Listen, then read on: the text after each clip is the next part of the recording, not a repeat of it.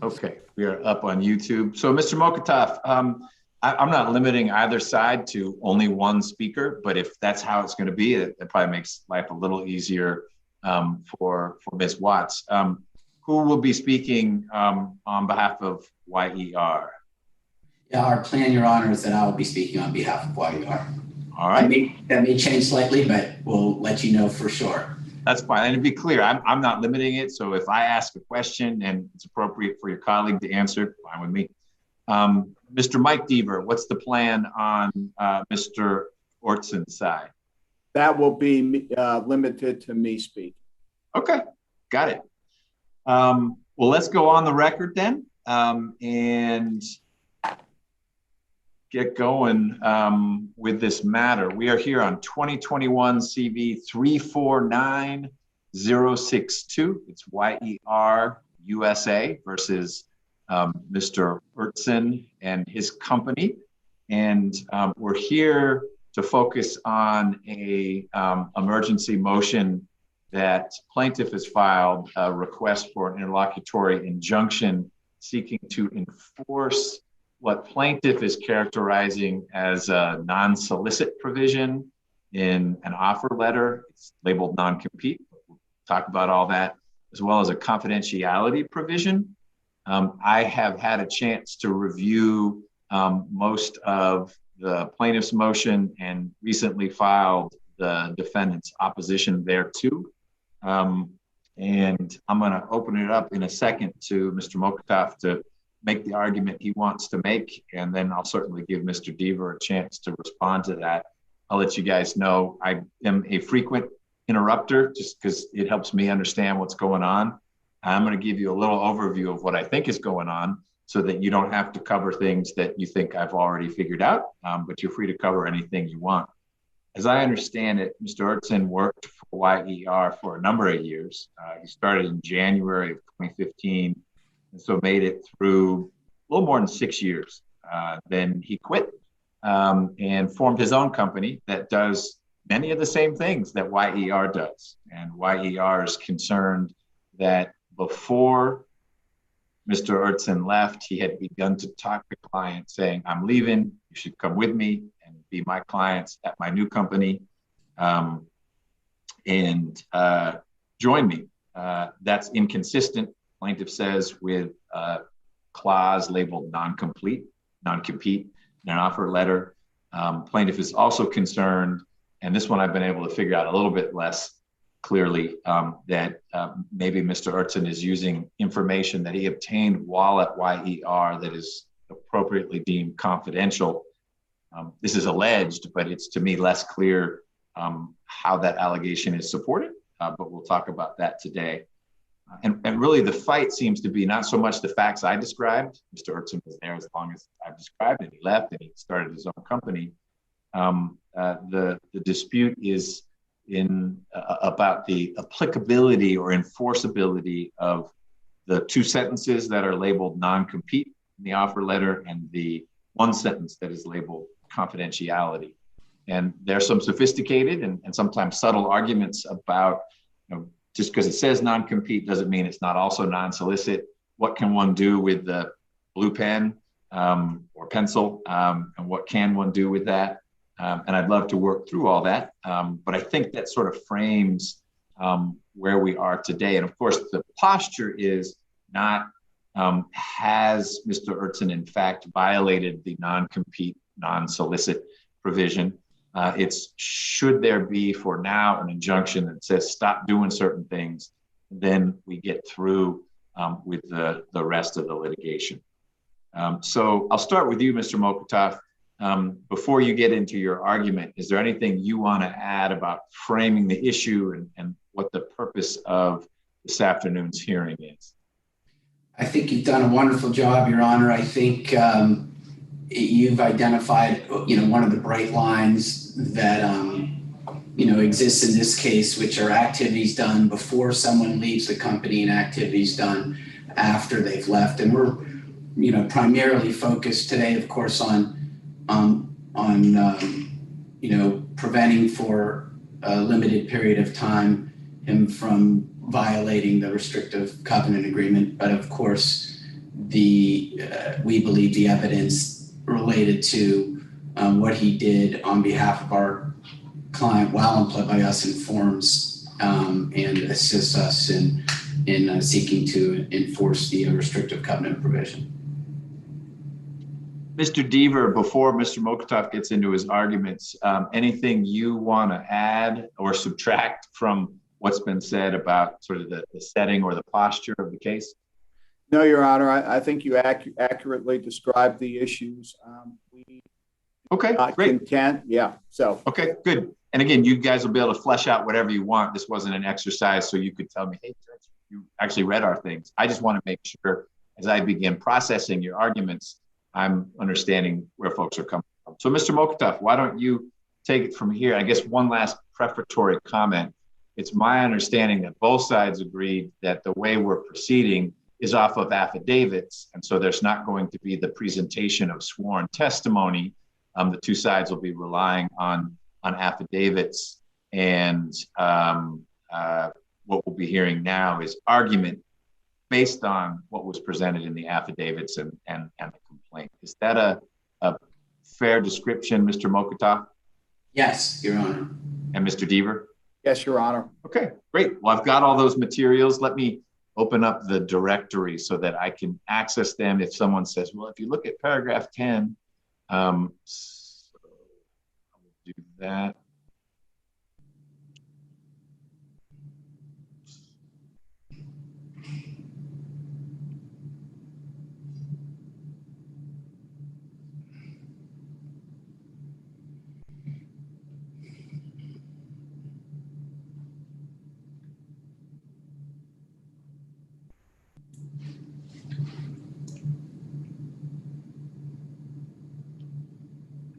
There it is, YER. Okay, I'm where I need to be.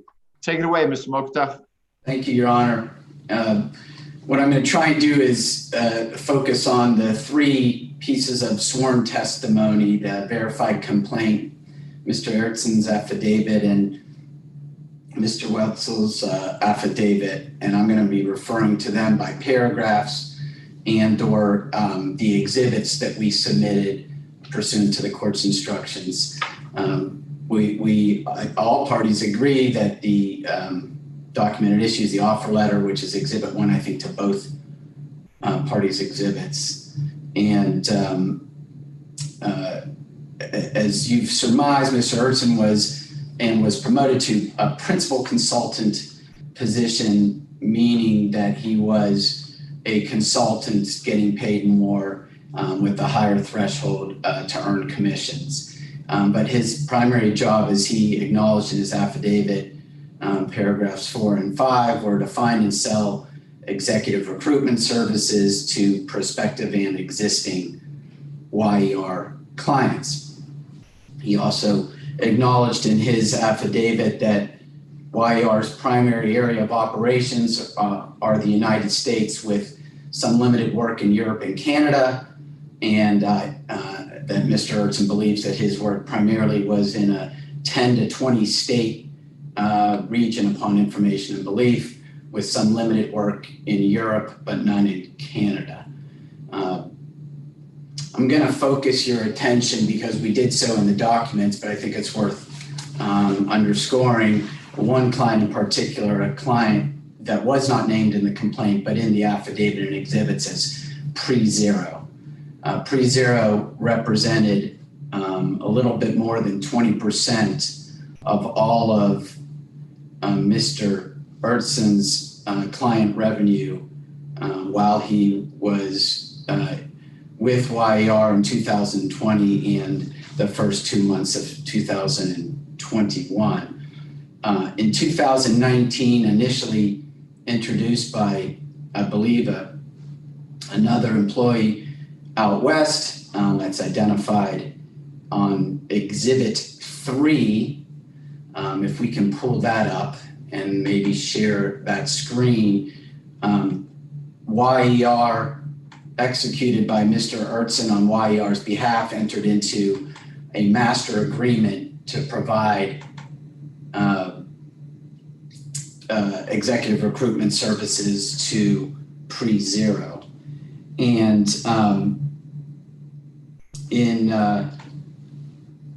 let's see if we can pull it up.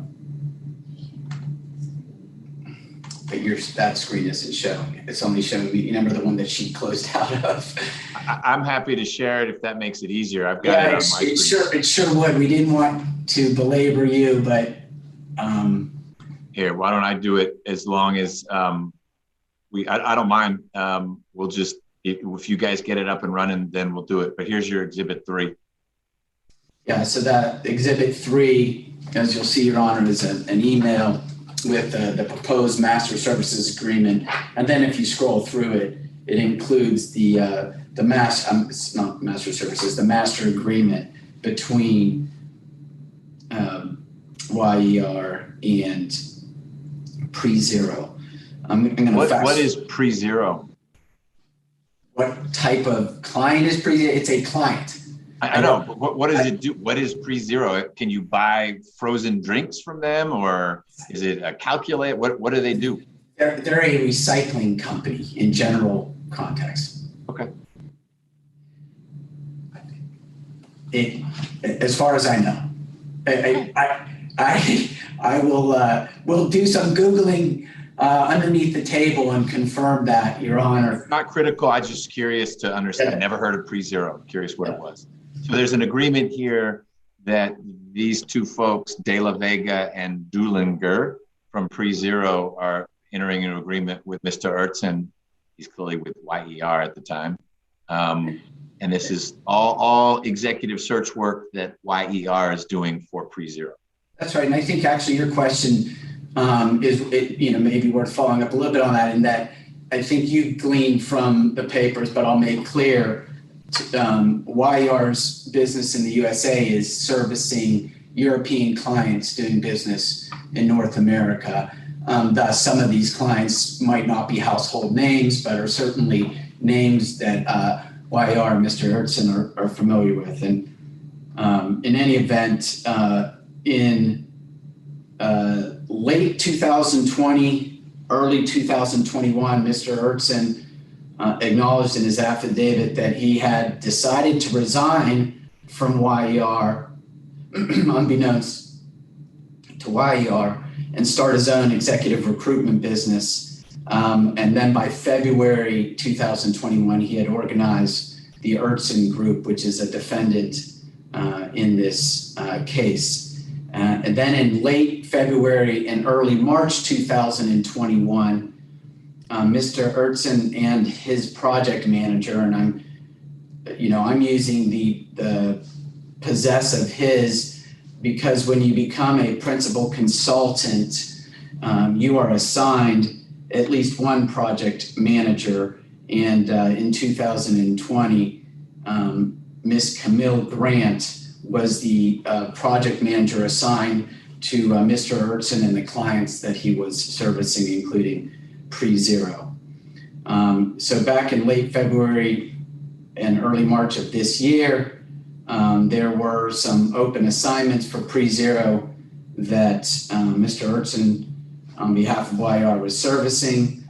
That's in Mr. Wetzel's affidavit, paragraph 8, and Exhibit 3, which you also have up. And in 2020, and until his resignation on March 3rd, as we mentioned, Pre-Zero was the largest client in his portfolio by some measure. Prior to resigning from YER, Mr. Ertzen, and this is being quoted from Mr. Ertzen's affidavit, paragraphs 24 and 25, informed some of his YER clients that he was going to be leaving his employment with YER. And during those conversations, he informed some of these same clients that he would be starting his own executive search business. On March 3rd, in the late morning, Mr. Ertzen and Ms. Grant resigned with no notice, within minutes of each other. And at or around that same time, Mr. Ertzen and or Ms. Grant instructed YER to issue a partial refund to Pre-Zero of a fee earned by YER, which I believe YER ultimately did. Immediately upon learning. But I didn't follow that. If Mr. Ertzen has resigned, how is he in a position to say to YER, we need a refund, or you, because it's not we anymore, you need to refund part of a fee back to Pre-Zero? It was 2 hours earlier than his resignation. Just before he sent in his resignation, yes. He was in a position of authority that would allow him to tell the accounting people at YER, hey, some of this fee needs to be refunded to Pre-Zero. Correct. Okay. After the resignation, Mr. Wetzel's, again, the CEO of YER, communicated with Mr. Ertzen once he learned of the resignation, asked to have lunch, and they met near Perimeter Mall. And at that lunch, Mr. Wetzel's, or words to this effect, said, go ahead, please, go ahead and compete. It's your right to do it. Please don't touch YER's clients. And Mr. Ertzen said he wouldn't. As they finished the lunch and I believe are out in the parking lot, Mr. Ertzen hands Mr. Wetzel's his and Ms. Grant's laptops, Ms. Grant's iPhone, which Mr. Wetzel subsequently learned had been wiped before their return. Mr. Ertzen then handed him Exhibit 7. And Exhibit 7 is a short grouping of documents which Mr. Ertzen identified as a summary of the active assignments on which he was working. At the time, Mr. Wetzel's, who has a number of people reporting to him, didn't know which active assignments Mr. Ertzen was working on and or which clients he was assigned to. Mr. Wetzel's reviewing these documents subsequently learned, and we'll get to how and when he learned, that Pre-Zero, who was an active client with 2 active assignments at that time, was not identified or put into this list of active assignments. As Mr. Ertzen stated in his affidavit, paragraph 30, Mr. Ertzen and the Ertzen Group are currently doing business with, quote, a substantial number of these former YER clients. We identified in our complaint 3 clients by first letter, clients S, clients B as in boy, and clients P as in Peter. Client P stands for Pre-Zero, client B stands for Binder, and S stands for Seaway. In Mr. Ertzen's affidavit, he states that he is not doing business with client S. He doesn't affirmatively state that he is doing business with client P, which is Pre-Zero, or client B, which is Binder, but by omission, we're assuming that those are 2 among the substantial number of clients that he is currently doing business with. I have a couple questions before you go on. One goes a little ways back. Sure. The fees that you say Mr. Ertzen directed YER to refund to Pre-Zero, was that $20? Was that $20 million?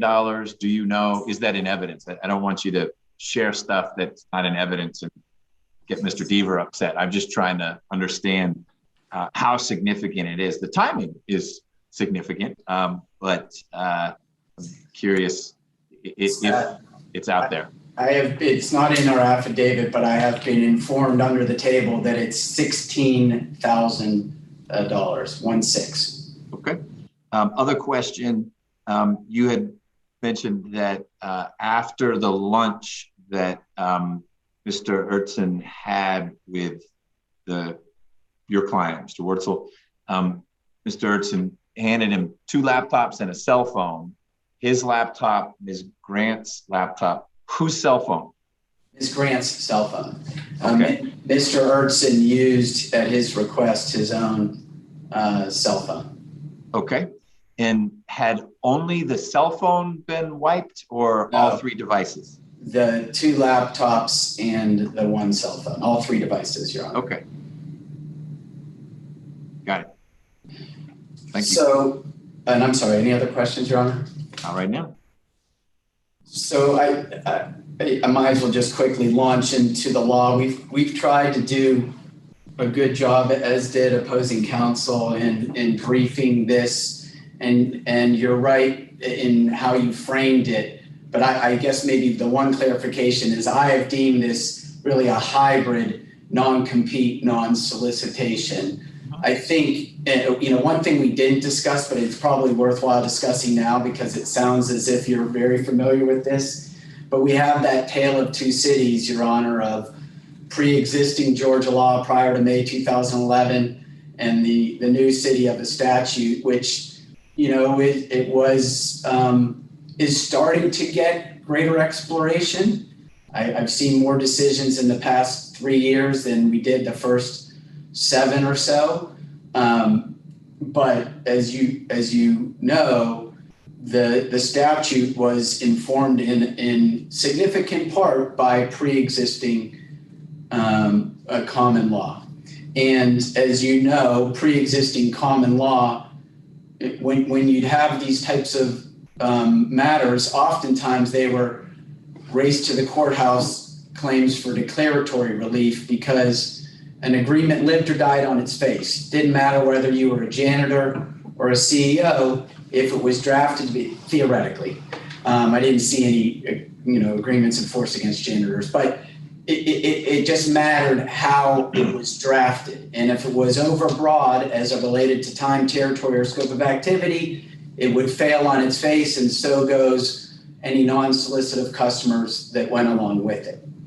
And I think it's important to note, just the major change in the statute in terms of the law, because some things may not have changed so much. One of the things that has changed dramatically is, as you know, Your Honor, under the prior law, if it was, drafted and deemed unenforceable, there was no rewriting that you could do unless it was in a sale of business context. And even then, it would be a bright line scratch out. The term modify is certainly one of the more litigated issues of the, say, 20 or so published decisions. But, we do know for certain courts do more than strike out, say, Canada.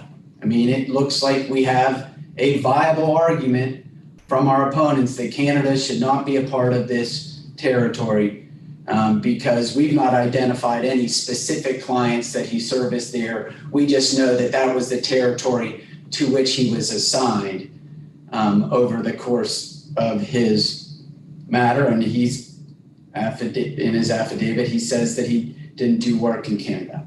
So we could strike out Canada, but we also understand that, one of the key differences now with respect to non-competes, which isn't challenged by, not that the prior statement was challenged by opposing counsel, but this one also isn't, is that a non-compete under the statute can only be enforced against certain individuals.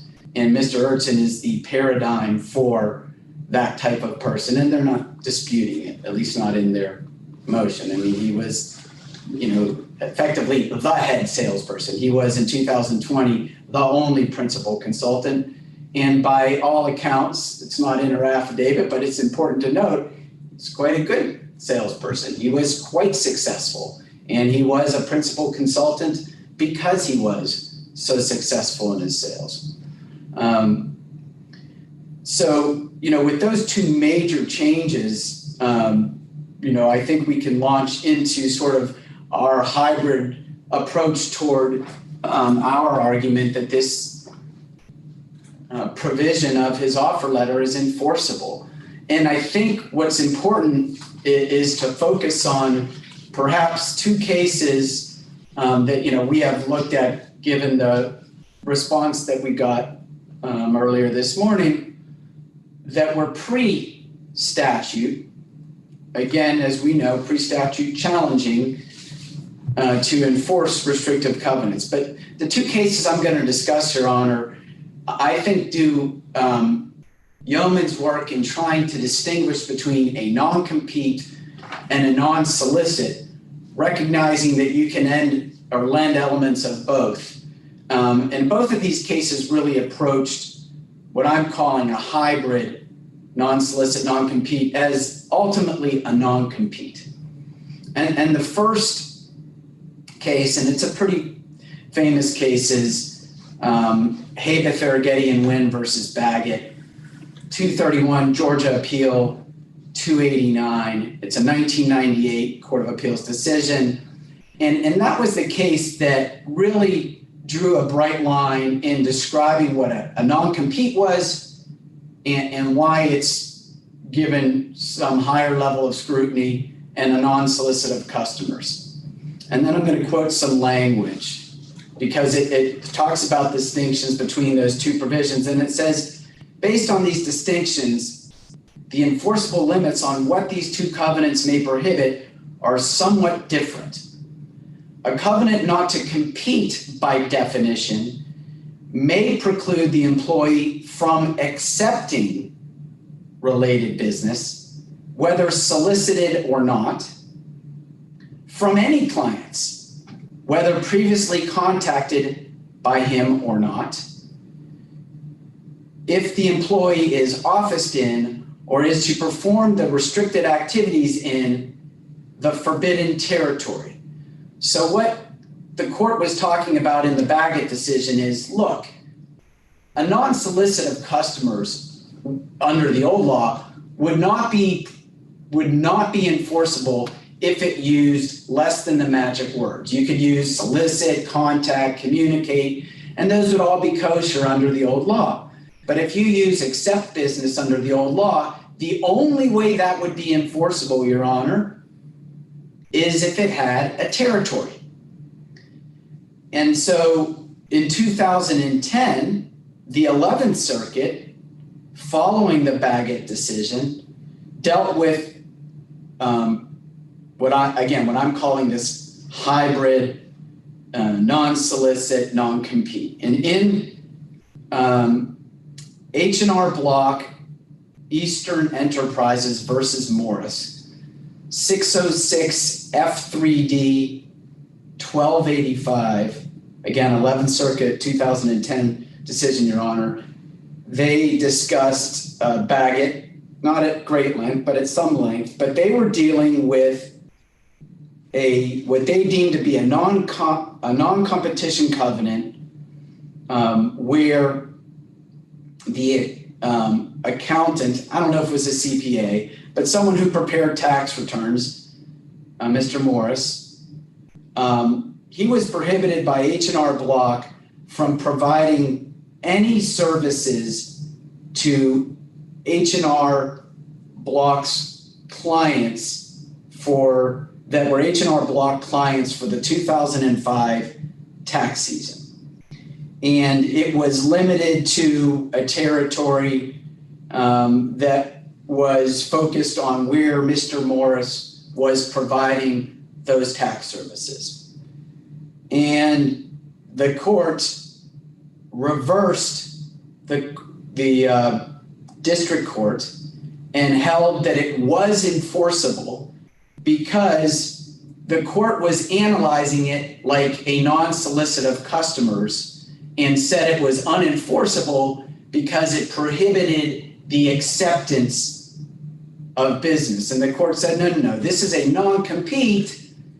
And as long as it's restricted in time, territory, scope, and activity, we're going to enforce this because it's much more narrow than a non-compete typically is. It only limits him in H&R Block, in the H&R Block case, from doing business with customers. He can service any other customers anywhere, similar to what we have here. Unequivocally, and we make obviously some mention of this in our original brief, Mr. Urtson can set up shop, hang his shingle out, sell recruitment services to European clients doing business in the US. But he cannot, under the agreement, provide those services to those clients that were YER clients. And as you may know, through our arguments and through our proposed order, we're even more narrowly focused in the relief that we're seeking using this hybrid approach and saying, we're only looking for him to have a hands-off on those clients with which he had material contact, which is that defined term under the statute. But this H&R Block versus Morris decision, and I'm quoting from it, this is in footnote 7 of that decision. The non-competition covenant is limited to a specific geographic area. The customer is serviced by Morris at Block and a 2-year duration. After considering the nature of the tax preparation business, the situation of the parties, and after applying the 3-element analysis, the same overriding preliminary injunction standard, we conclude this non-competition covenant is reasonable under Georgia law. And then it goes on to say, Georgia courts specifically permit non-competition covenants that prohibit an employee from accepting unsolicited business from her former employer's clients. So it's Miss Morris, if the restriction is limited to the territory in which the employee served. And that's why I go back to how the old law, which was, if you knew how to draft agreements under Georgia law, you could get them enforced. Otherwise, it was a race to the courthouse. And if you weren't a Georgia practitioner, they weren't going to be enforced. So we have the 11th Circuit enforcing really the same type of provision. It was fancier up than what we have, this one line provision in this agreement, but it is the same concept. We are not preventing and we're not seeking, and the agreement doesn't prevent or seek to have Mr. Urtson not compete with YER. He's simply not allowed to do business with those clients. So you've said a lot. I want to make sure I'm processing it because it's like playing 3-dimensional chess. You've been talking about cases that were decided before the change in the law, the statutory law. Are you going to talk about cases post change in the law? And so I should wait to hold the question, or is now the time to start talking about, you've got a clause that says non-compete and you want it to be treated as a non-solicit, and the S word is nowhere in the 2 bare sentences. In fact, the second sentence, all it says is it's the, as defense has put it, it's the liquidated damages piece. We don't really need to worry about the second sentence. So it's one sentence about not competing. Yes. So you're gonna. Yes, Your Honor. Okay. Yeah, and I think maybe I can direct your attention, because our brief, and I want to make this clear, we didn't argue that it's should be treated just as a non-solicit. We said. No, you didn't. No, I read your brief and you said you should be able to treat it as a non-solicit, even though it's called non-compete, but failing that, it's still enforceable as a non-competition, which is what I heard you just arguing, that the first Court of Appeals case you cited, that you can't accept the business of a former client, whether you solicited it or not. So solicitation isn't the point of the non-compete piece. If you are accepting business from a client of your former employer, you are competing with your employer, you've agreed not to compete. So I'm following that. But you are also arguing in your brief that I ought to treat it as a non-solicit provision. And so I'm eager to hear your argument on what empowers me or a judge to convert a non-compete to a non-solicit. Yeah, so let me look at it or take you down this path, Your Honor. First, OCGA 13853, that's the section that's got all the language the few courts that have addressed it really focus on. And in that section, there is the section specifically related to non-solicits, and that's subsection B. Mm-hmm. And on page 5 of our opponent's responsive brief, they partially quote from that section and miss one sentence that I believe allows us to, at least in some form, treat this as a non-solicit. They talk about the section that allows an employer and employee to agree for a stated period of time, soliciting or attempting to solicit prospective and existing customers. Yep. But then they miss the sentence that says, no express reference to geographic area or the types of products or services considered to be competitive shall be required in order for the restraint to be enforceable. They go on to talk generally about, as we did in our brief, any reference to a prohibition against soliciting or attempting to solicit business from customers or similar language shall be adequate for such purpose and narrowly construed to apply only to such of the employer's customers, including prospective customers whom the employer had material contact, and products or services that are competitive with those provided by the employer's business. But my point is, it is that provision which, in my view, puts on steroids a court's ability to modify, under the statute, a non-solicit of customers that even says, in this case, you can't do business, which, by the way, is the type of relief we're seeking in our preliminary injunction, that he can't provide services. I do think that this, we can see it. It's only one sentence. There's not much to it. Yep. There isn't any description of the types of products or services considered to be competitive, but it need not be there under the statute in order for the restraint to be enforceable. As a non-solicitation. Yeah, it's called a non-compete. Yeah, look, there's no doubt that I think our better argument is that it's a true non-compete, but a very, very narrow one.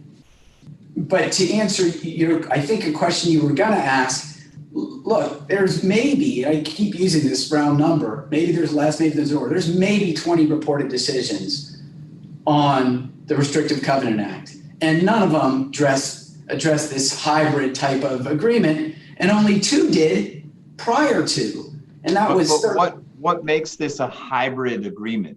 You want it to be a hybrid agreement, but it says non-compete. It doesn't say solicit anywhere.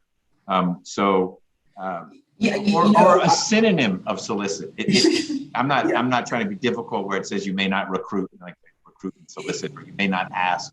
It has this, it's about as vague as it could be, conducting activities, or broad, vague may be the wrong way of putting it. It's called non-compete. It doesn't say solicit or anything along those lines. And it says you may not conduct activities. So yeah. I don't understand what makes it a hybrid other than you're burning desire for it to be a hybrid. I think that's a fair way of saying it, but I think I was mixing the two simply because it deals with customers rather than you can't compete against us in this territory, which is the lion's share of all non-compete cases. I see your point, is that it's labeled non-compete, but really what it says is don't mess with our clients and prospects. So despite saying a non-compete, it would not prohibit Mr. Ertzen, number one, from doing what he did, which is set up a competitor. It's exactly what he did. Absolutely. And your client, Mr. Wurtzel, said, go ahead and do it. Good luck. Wish you the best. But just don't take our customers or our prospects. Got it. So I see your point, is that it's a narrow non-compete. Do the business. You can be side by side. You could put up your billboard right by our billboard. These companies have billboards. It just can't be activity that involves our clients. You know who they are. You've been here for 6 years, or our prospects. That's right, Your Honor. And I mean, I don't want to belabor on the law that we put in our brief. And so I'm focused on stuff that's not in our brief as much because I've already gone over, I think, the time that I predicted I was going to go over, but maybe not. To focus really on the last page of our opponent's brief, where when we're addressing the standard of what we have to meet to seek this interlocutory relief, my esteemed opponent focuses on a case called, it's either Sweat or Sweet versus International Development Corp. It's on the last page of their brief for the proposition that because there is this liquidated damages provision, the second sentence that you were referring to, Your Honor, that's the only remedy that we're able to get, so we're not able to get injunctive relief. And so I want to draw your attention, Your Honor, to two decisions separate and apart from the decisions that we put in place on page 12 of our brief dealing with, page 11 of our brief dealing with the argument that YER has no other adequate remedy at law. And the two decisions that I want to talk about very briefly are Carroll versus Harris, which is 252 Southeast 2nd, 461. It's a Georgia Supreme Court 1979 decision.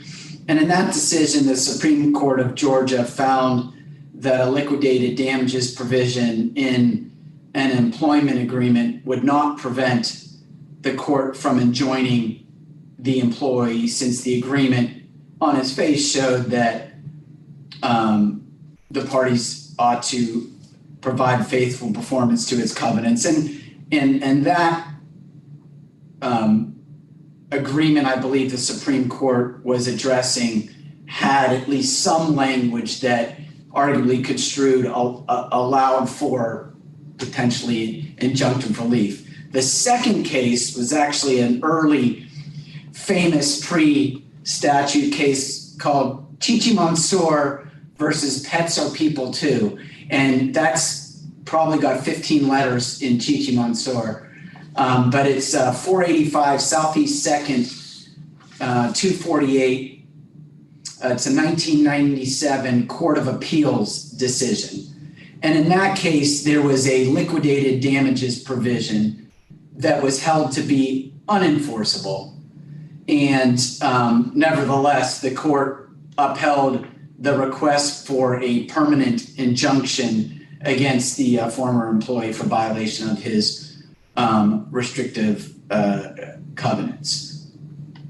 Point being that there is no law that states that if you have a liquidated damages provision, you're foreclosed from seeking injunctive relief. The Sweat decision found that that's the decision that our opponents rested on, on page 18 of their brief, that since the contract specified liquidated damages in the event of a buyer's breach, any recovery for actual damages was foreclosed as a matter of law.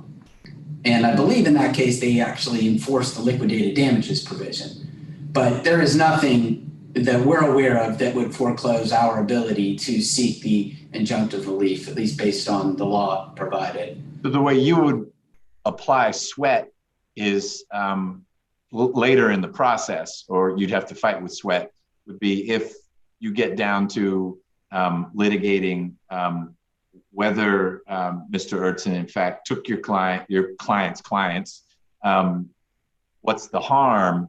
Sweat may stand for the proposition that the harm is $5,000 for each day something like that happened, and not proof that they lost these three clients who had annual billings of $500,000. Yes, Your Honor. Okay. And I guess yes, Your Honor, thank you. The sort of the last thing I wanted to leave with, other than any questions you have for me, yes, Section 13853 is the most litigated of the provisions of the Restrictive Covenant Act, but missed a lot is the one paragraph in 13854, which deals with judicial construction of covenants. And paragraph A of that section says a court shall construe a restrictive covenant to comport with the reasonable intent and expectations of the parties to the covenant and in favor of providing reasonable protection to all legitimate business interests established by the person seeking enforcement. And legitimate business interests is a defined term in the statute. And that's in 13851 subsection 9, legitimate business interests or trade secrets, confidential information, substantial relationships with specific prospective and existing customers, customer goodwill. I mean, this is exactly the type of provision that is a legitimate, trying to protect a legitimate business interest, and albeit one sentence long, is narrowly focused in a quote unquote non-compete context to only its customers. There isn't a don't compete with us, it's just don't touch our customers. Okay, got it. Well, I will tell you, I did not look at 13854. I spent time looking at 853, but that's a helpful instruction to look there as well, because it sounds like that instructs the court as to how it is to do the work it's going to do. Well, let me turn to Mr. Deaver and see what he wants to say in response to all this. And then, Mr. Mokhtaf, I'll come back to you for any final words since you're the movant. Thank you, Your Honor. Your Honor, what Mr. Mokhtaf, the plaintiff, throughout its brief has failed to do and has failed to do in this hearing is to actually read to you what this one sentence non-compete, non-solicitation, whatever it is, actually says. And you have it before you, but I'm going to recite. Yeah, rest assured, I've been looking at it all along. It's that top gray box on the piece of paper. Yeah, and it says for 24 months after your employment at YER, you are prohibited from conducting activities with your clients and European prospects within the United States and Canada. And then it goes on to provide a liquidated damage provision, which thankfully calls it a penalty, and it probably is and probably will be thrown out at a later time. At no time, according to Mr. Urtson's affidavit, did YER attempt at any time to explain to Mr. Urtson what it intended by this one sentence, and I'm going to refer to it as a restrictive covenant because I'm at this point in time still not sure what it is. Well, let me stop you there because I noticed that that was prominent in your brief, and my response is, so what? I mean that politely, but let's say it was spelled out more clearly. Let's say it was in a different language. Your client signed it in the end, and aren't the principles of construction that I'm to apply? What does the document say, and construe it to its plain language? Because I was confused by the argument that no one from YER spent time explaining. That'd be parole evidence anyway. The contract or the offer letter means what it says and not what someone, oh, you know what, non-compete actually means non-solicit. It should say non-solicit instead of non-compete. So I apologize for interrupting. I didn't make that argument, Your Honor. I didn't claim it was a non-solicit. I'm not No, sure you what didn't, it is. but I'm just coming up with a hypothetical conversation that could have happened. So my question is, why does it matter in any way, shape, or form that according to you or to your client, no one explained to Mr. Ertzen what these terms meant? Because I don't think these terms, they didn't provide any definition to these terms in the written agreement. That's problematic because in most restrictive covenants where they have been enforced, you do find these definitions. So you also have to find a mutual assent of the parties to agree to a restrictive covenant that comports with the new Georgia Restrictive Covenant Act. You do have to find that. And then if you can't find that it's an enforceable document under the act, your powers are then limited. So I don't think that I think it matters in the sense that they didn't add anything verbally to a very confusing one sentence restrictive covenant. They didn't bother to define your clients. They didn't bother to define European prospects, and they didn't bother to define what conducting activities meant. So I agree. Everything you said is factually correct, but is not the legal import of what you are identifying that then we need to use the commonly understood definitions for the English words that are used there? It certainly would have made one side's job a lot easier if these terms had been defined, but they weren't. But that's statutory construction. I'm not aware of there being law that says, you know what, in the rare air of a non-compete, if they don't define what client means, then you have to throw it out. No, but you also have to apply it to a strictly construed statute, determine if it's enforceable. If you determine if it's unenforceable, and by their own admissions, they seem to admit that it's unenforceable unless you do certain things with it, and whether or not you have the authority and whether or not you choose to do that. So you're right. Their words do have plain meanings, but they can also mean a whole lot of things beyond, way beyond solicitation or competition.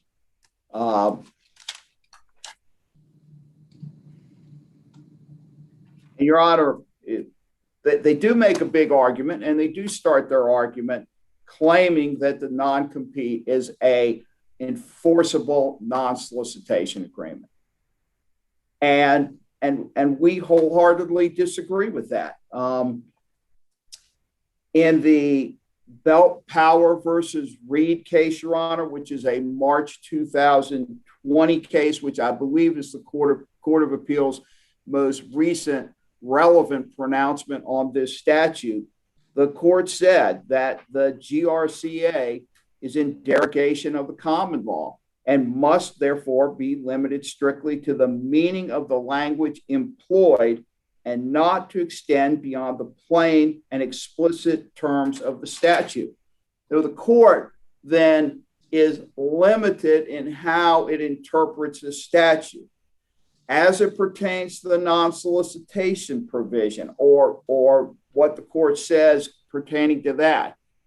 It's at 13-8-53B, it provides an employee may agree in writing for the benefit of an employer to refrain for a stated period of time following termination from soliciting or attempting to solicit directly or by assisting others any business from any of such employers' customers, including actively seeking prospective customers with whom the employee had material contact during his or her employment. That's particularly important, and I will get to that at a later time.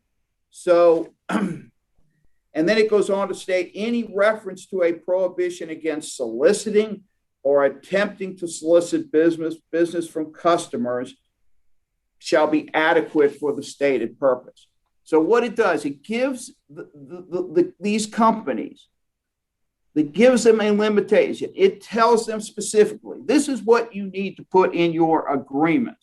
And then it says, but if you say solicitation or if you say solicit, then we're going to imply that it means all of these other things. But in this case, there's no attempt to use the term solicit by YER. I mean, there may have been an attempt, but it was an unsuccessful attempt because it's not in there.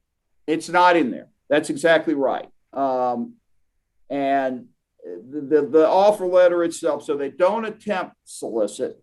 They don't use that language whatsoever. They use a broad prohibition against conducting activities with your clients and European prospects, all undefined terms, and all terms that even the plaintiff in its argument and in its brief has failed to provide the court as to what the proper meaning of that is.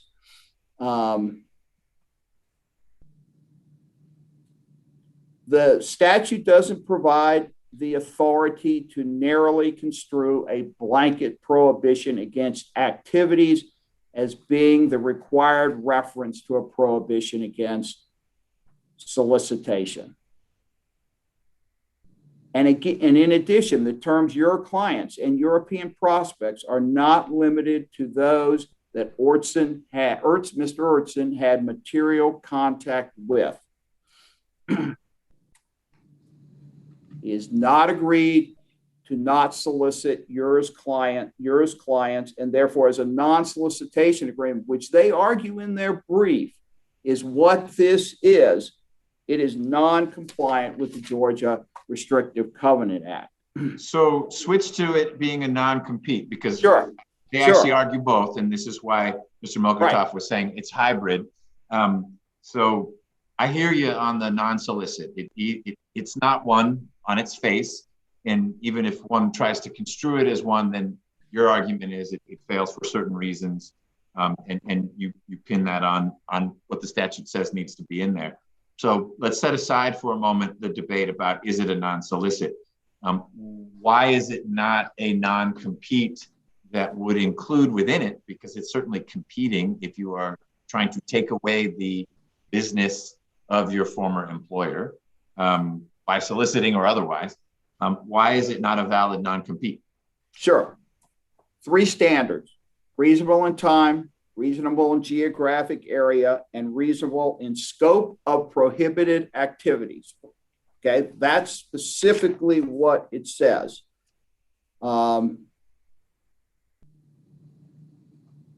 Conducting activities, again, is an undefined term. And I know you take issue, well, it doesn't have to be defined. Well, it sure would help. I didn't say it doesn't have, it's not. And so not. And again, they drafted this contract. So ambiguities get construed against the drafter. And they drafted this contract 4 years after the Georgia Restrictive Covenant Act went into effect. But as far as conducting activities, nowhere in this covenant, other than the heading, do they use the terms compete, competition, or anything of that sort. They use the word conducting activities. And I'm not going to bore you with this, but quite frankly, conducting activities can mean a myriad of things. I mean, it can mean going to social events. It can be going to sporting events. It can mean socializing at a Christmas party. It can mean all kinds of things, but it doesn't necessarily mean compete. It doesn't necessarily mean competition. So they have to narrowly define the scope of the prohibited activities. Conducting activities is not a viable attempt to do so. So tell me why what I'm about to describe would be not the proper approach to this. It's a non-compete, that's what it says.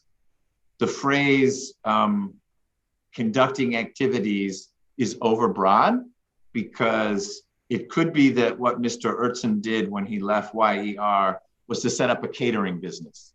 And what he's going to do is conduct activities with PreZero and some of these other clients' names that we saw in one of the exhibits. And he's going to provide catering for their office meetings. Those are activities with your clients. That is not competitive. And so certainly it would be inappropriate to prohibit that. So why is the appropriate blue pencil remedy as authorized by the GRCA, why is the appropriate activity not to go in there to say conducting relevant business activities? So we're narrowing it, which is what I think is the kind of corrections a court is authorized to do. If it's overbroad, you can make it less broad. And if it is enforceable in its less broad approach, the parties agreed that there wouldn't be competition. But catering is not competitive. So you got to get that out of it.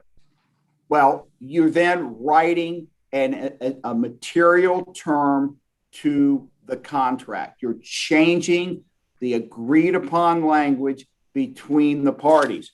And in that regard, Your Honor, I'll talk about the blue penciling, but I also want to point out with regard to this, the term your clients is very broad. As Mr. Urtson stated, most of these clients are one-off arrangements. I need a widget salesman. I'm hiring you to find a widget salesman for me. I'm going to guess, I don't know this, but I'm going to guess that YER, since it was incorporated in Georgia in 2007, has hundreds to thousands of clients. My client worked on specific clients that he developed.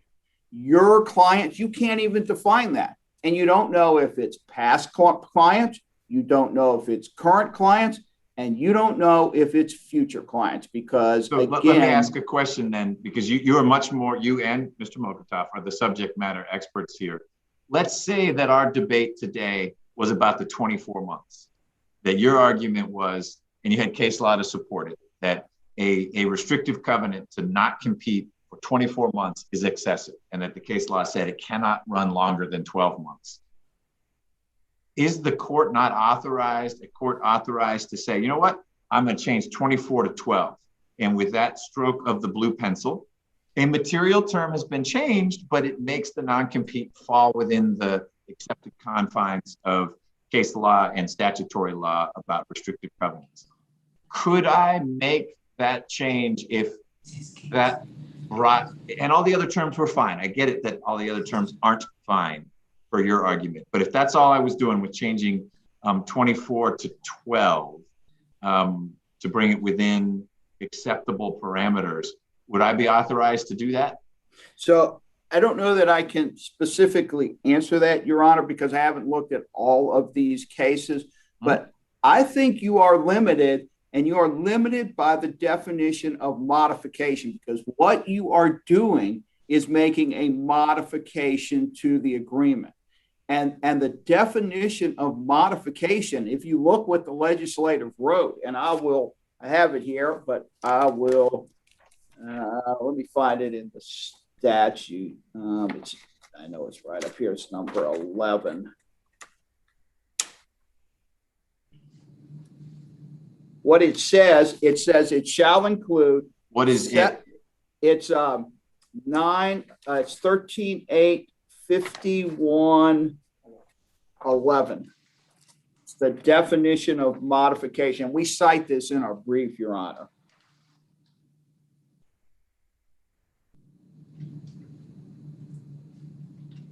And it starts off, it says the means, the limitation to it. Where is it in your brief?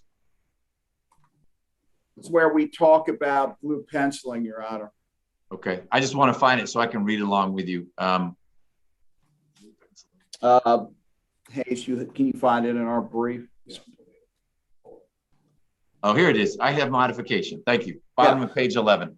Yeah. So it gives two examples: severing or removing that part of a restrictive covenant that would otherwise make the entire restrictive covenant unenforceable, and enforcing the provisions of a restrictive covenant to the extent that the provisions are reasonable.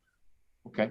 And that is consistent with what the courts, in conjunction with sale of business restrictive covenants, stated all along, which is you can strike, but you can't mark. And I believe in one of the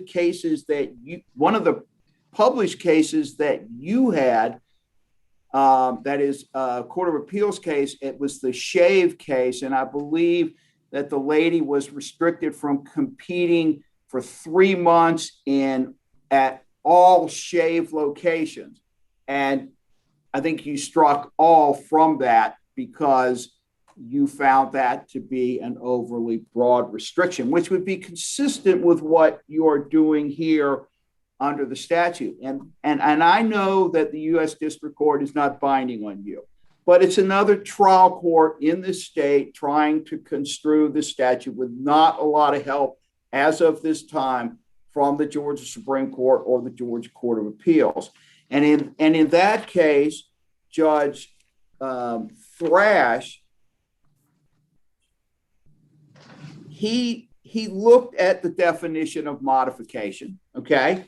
And he says, the statute makes clear that courts can remove offending language, but it provides little guidance on whether the courts may insert language. Now, in my opinion, and this is prior to the Belt Power decision, in my opinion, because the statute has to be strictly construed, you can't go beyond what the statute says. And I think that would have stopped, had he been aware of it, that would have stopped Judge Thrash in his consideration at that point in time. He went a little further. And what he said is he looked at Hamrick versus Kelly, which is why they blue penciled what the law was when they were blue penciling sale of business cases. And to my knowledge, that's still good law. That's still the definition of blue penciling in Georgia. And what they said in Hamrick, and we cite this in our brief, is that the blue pencil strikes, but it does not write. And so Judge Thrash determined that that's all he could do, and that's what he was limited to. And then in 2019, in the Wynn Logistics case, also out of the Northern District of Georgia, Judge Brown stated that the court is not empowered to reform and rewrite contracts to make them acceptable to Georgia public policy. To add these restrictions would be adding a material term, which the court cannot do. And I would encourage the court to read those cases, because I do think this is an attempt by two trial judges, very well-respected trial judges, to understand and try to get right this statute. So, and then under the Belt Power case, because the plaintiff in this case says you have to modify. I think you have definite limitations on your ability to modify, but Belt Power said no. The statute's very clear. Statute says you may modify. It's your discretion whether you choose to modify.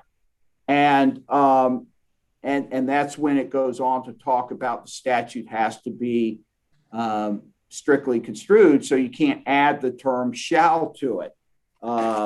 Question, this has been helpful, but question, now that I am able to see 13.851.11. 11B says that modification shall include, and of course, A and B are not an exhaustive list. They are examples of what modification can mean. But one example that the legislature specifically included is enforcing the provisions of a restrictive covenant to the extent that the provisions are reasonable. So if we go back to I'm just trying to keep it bite-sized for me as I'm climbing the learning curve here.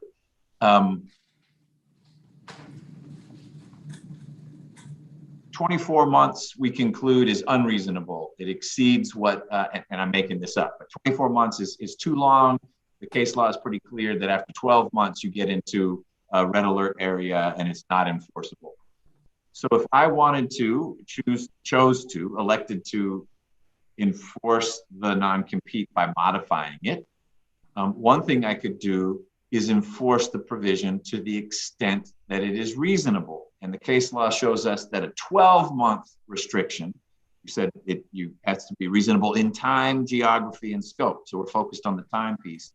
If that provision is reasonable only if it has a duration of 12 months or less, why would I be impermissibly modifying by enforcing it, but only for a term of 12 months? So I'm not with my pencil going in there and crossing out 24 and marking it in as 12. I'm simply saying it is enforceable as written, but only for a period of 12 months. Why is that not a modification per 11B? Well, I think you have to also read it in conjunction with A, which is what the legislature gave you the power to do, and what LifeBright and Win Logistics in also interpreted it as doing. But again, I think you're limited with the ability to blue pencil, and you're limited to severing that provision. But I think your ability to write in and make a clearly unenforceable covenant, because the plaintiff, in all fairness, can't determine whether it's a non-solicit or a non-compete. You don't have the authority. I don't believe that the legislature gave the trial court, with all due respect, the authority to go in and wholeheartedly write material terms into a very poorly written agreement, which this is, and make it enforceable, because you're adding material terms. You don't have a mutual assent of the parties at the time that they entered into the agreement as it pertains to those terms. And I do want to say this about the statute. While I agree with Mr. Mokotov that the statute clearly changed the way we look at non-competes and interpret. There used to be that you had to strictly comply with the law, and I think most people knew how to write a provision at that time. But if you look at 13-8-50, which is where the legislature talks about its intent, there's a sentence in there that says— Is this in your brief or not? This is not in my brief. This is something I've read today. Okay, and that's fine. I'm not saying you can't argue it. I have to find it somewhere else. Yeah, it's 13-8-50, and it's the findings of the General Assembly.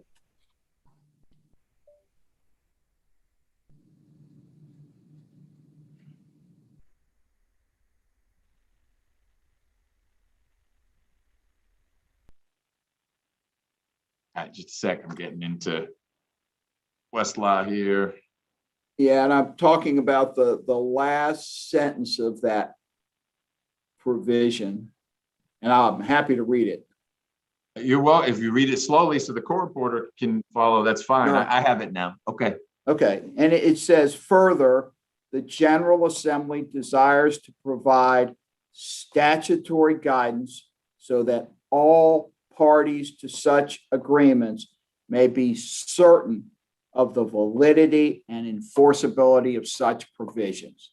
And what they're saying there is, we're giving you the statutory guidance. We're telling you what is within the bounds of acceptability, in our opinion, that serves the business interest and serves the needs of the employees.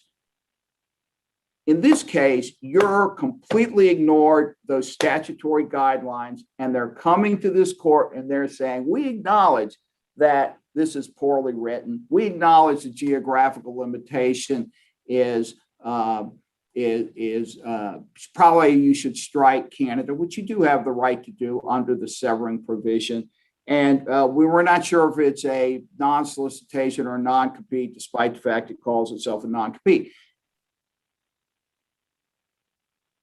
The legislature told you, they gave them a roadmap. They gave a roadmap in 2011 when it went into effect. I think we had the statute about 2009, and they chose to ignore it.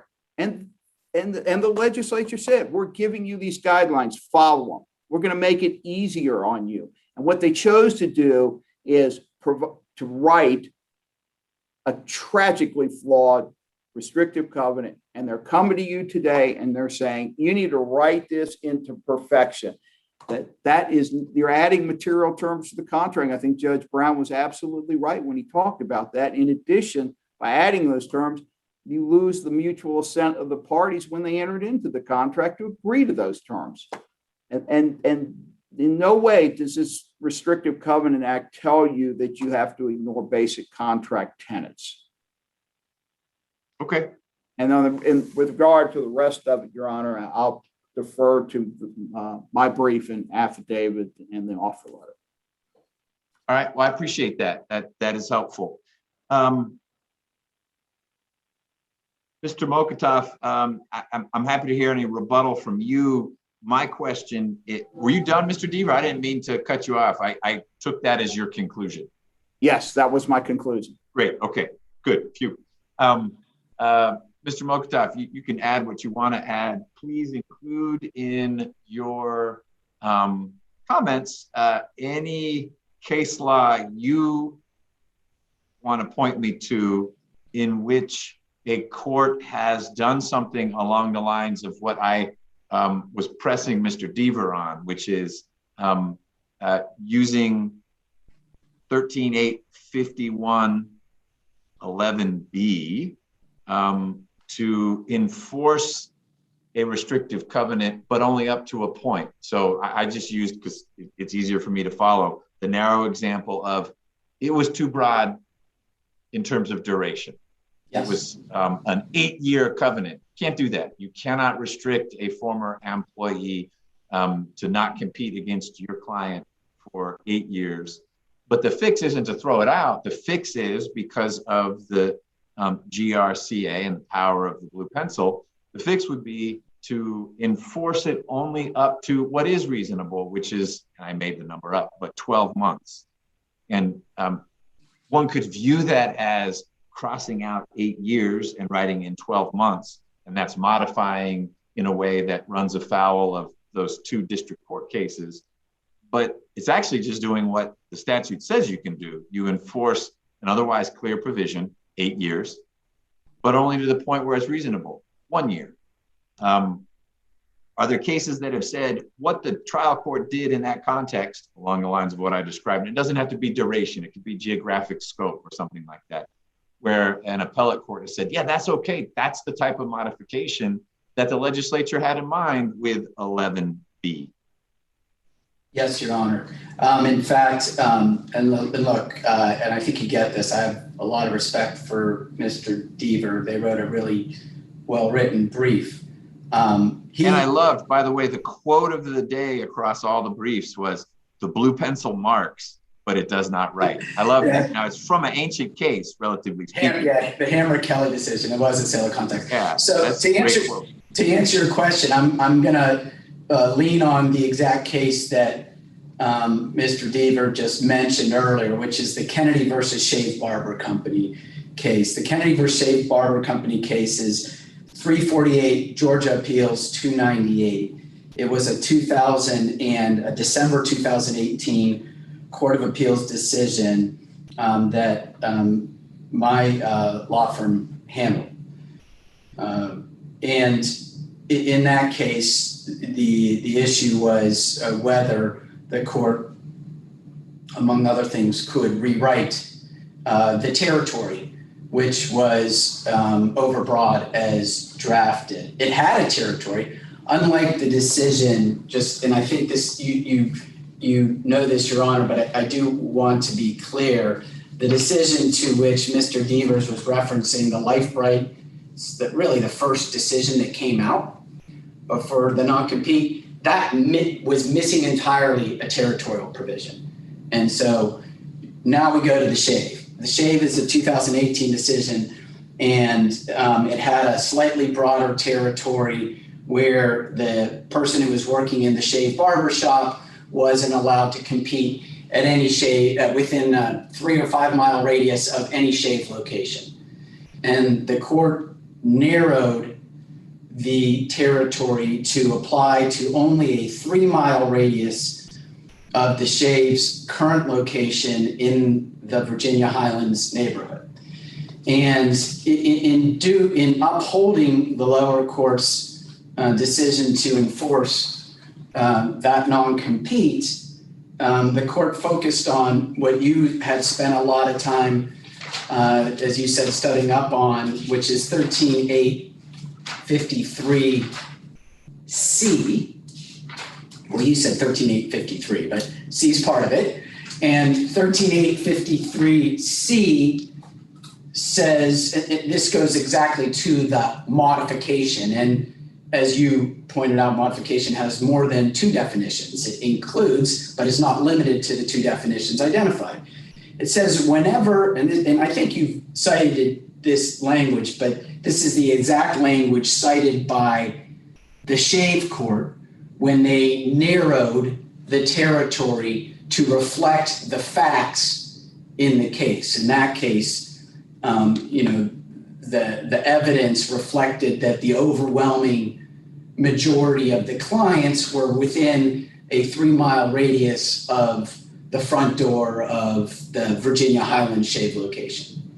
And so the court quoted 13.853C that states, whenever a description of activities, products, or services, or geographic areas is required by this code section, any description that provides fair notice of the maximum reasonable scope of the restraint shall satisfy such requirement, even if the description is generalized or could possibly have been stated more narrowly to exclude extraneous matters.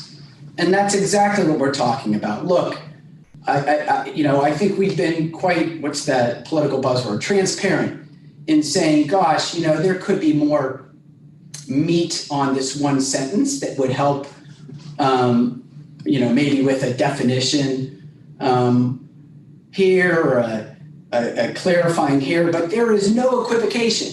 He was not to touch for a 2-year period within the USA and Canada YER clients. And certainly there could be no equivocation on what the definition of a client is, particularly one that he was servicing and working on the day he resigned and then subsequently is doing business with.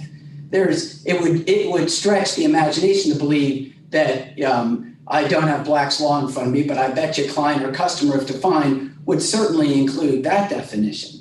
So I do think, and that's one example, Your Honor. I know that there are others. I happen to know that case just because we were a part of it. But so was I. And so were you. Yeah. So the realization that the court can do exactly what we're contemplating the court would do here, we didn't admit it's unenforceable. We've admitted that as it relates to the affidavits, the territory may be overbroad, but it is a much, much more narrow non-compete than any non-compete that you see litigated. And I guess the last word, although it is in my brief, unless you have any questions for me, it is the Novellis decision, which is on pages 8 and 9 of my brief. The Novellis decision was a Northern District of Georgia 2017 decision, same court that the LifeBright decision was rendered in.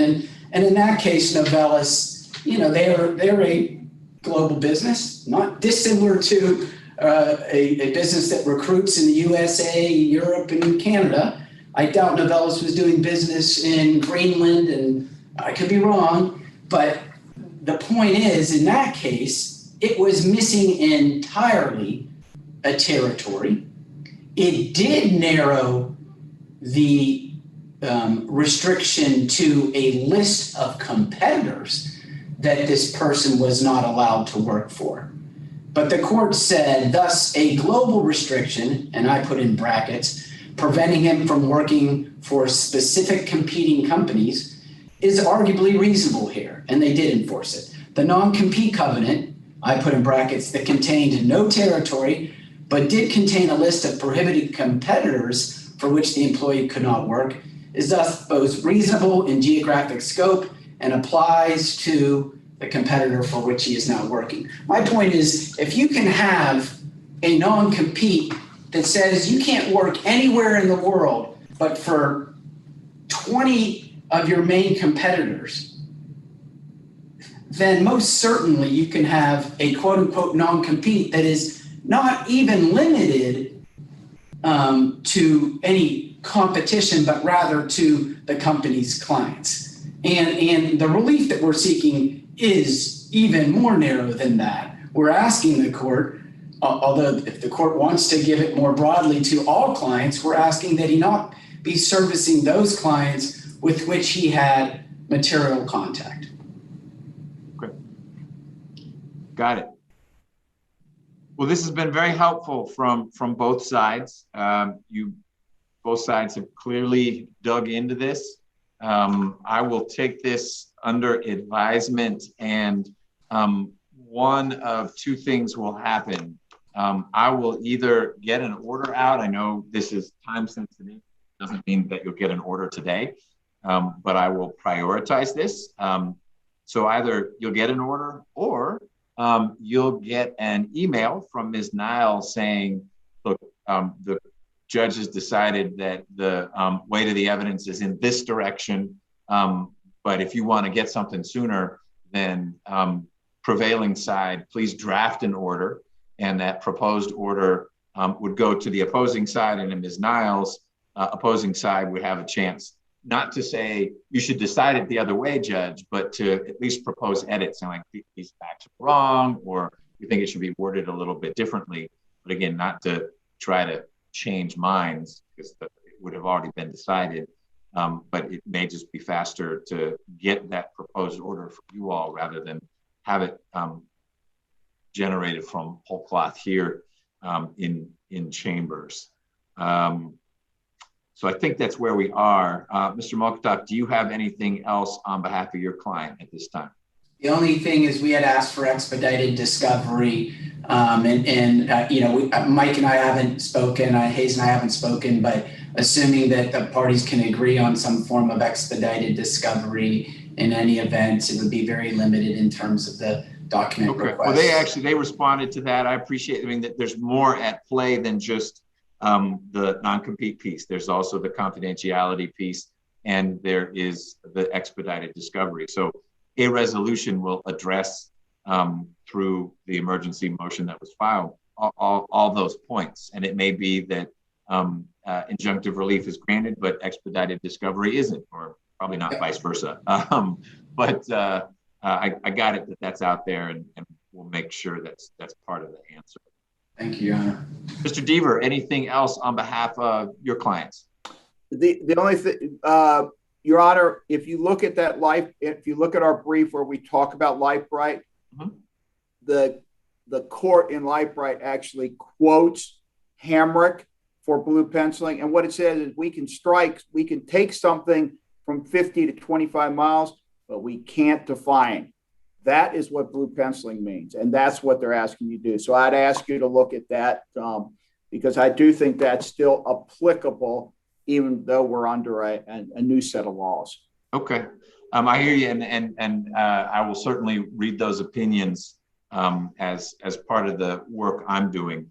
And it may well be that in some respects you're both right. It may be that I conclude in the end it would be engaging in something beyond mere modification to transmogrify a non-compete into a non-solicit.